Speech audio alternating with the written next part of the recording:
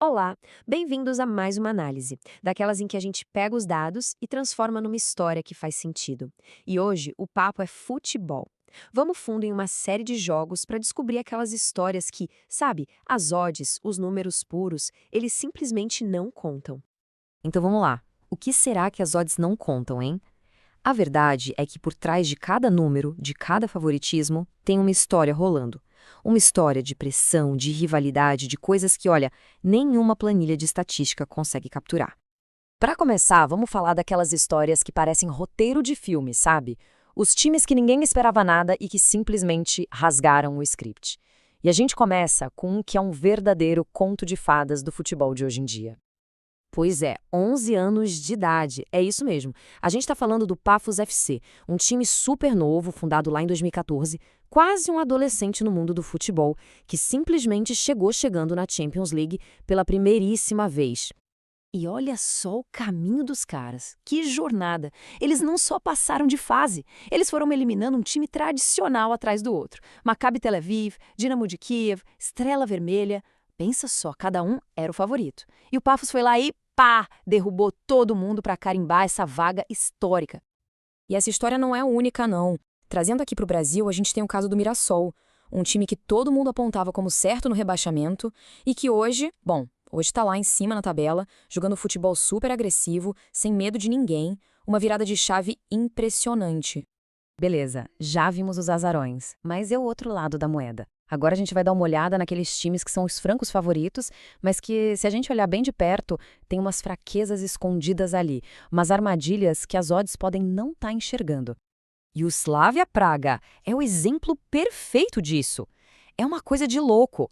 Se você olha só para o campeonato nacional, em casa eles são praticamente imbatíveis, uma fortaleza.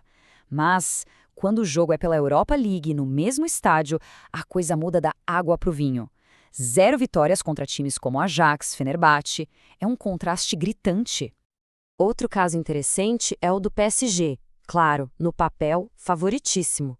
Mas, como diz o ditado, sofrer um gol da Atalanta não seria nada de outro mundo. Por quê?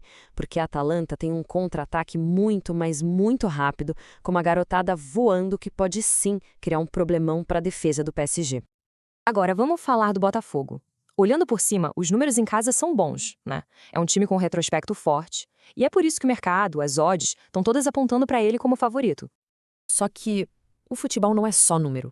O contexto é tudo. O Botafogo vem de uma eliminação bem dolorida na Libertadores. Caiu para o rival Vasco na Copa do Brasil. Isso cria uma pressão gigantesca, um clima tenso. E esse favoritismo todo fica muito mais frágil do que os números mostram. Vamos para os grandes jogos, os confrontos de gigantes. Aqueles em que a tática, o estilo de jogo e o histórico de encontros pesam muito mais do que o momento atual de cada time.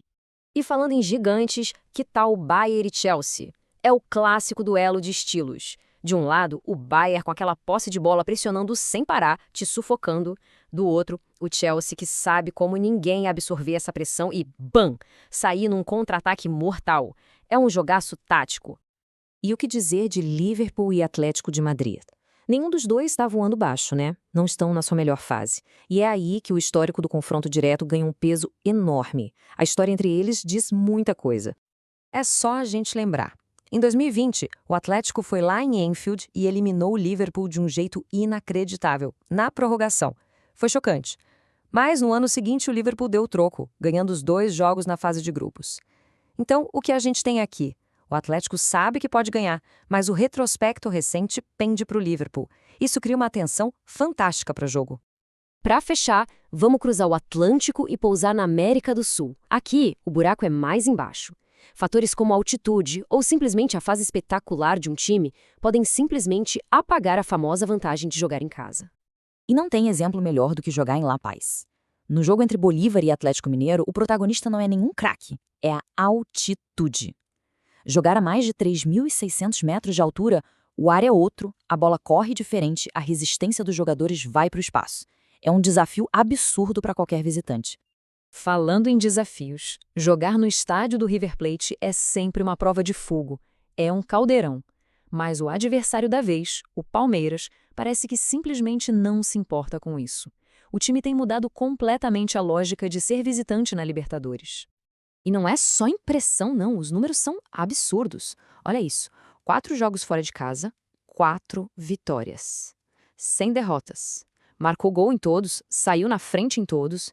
É um desempenho impecável. Perfeito.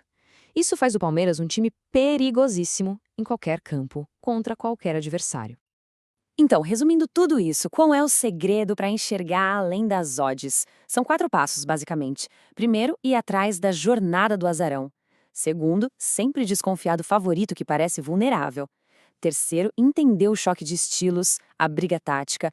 E quarto, o mais importante, sempre, mas sempre, levar em conta o contexto todo. A pressão, a altitude, a fase do time. Isso muda completamente o jeito de assistir a um jogo, né? Então, a pergunta que fica é: da próxima vez que um jogo começar, qual vai ser a história escondida que a gente vai procurar? Porque no final das contas, é muito mais do que acertar o vencedor. É sobre entender o drama que está prestes a acontecer ali, no campo.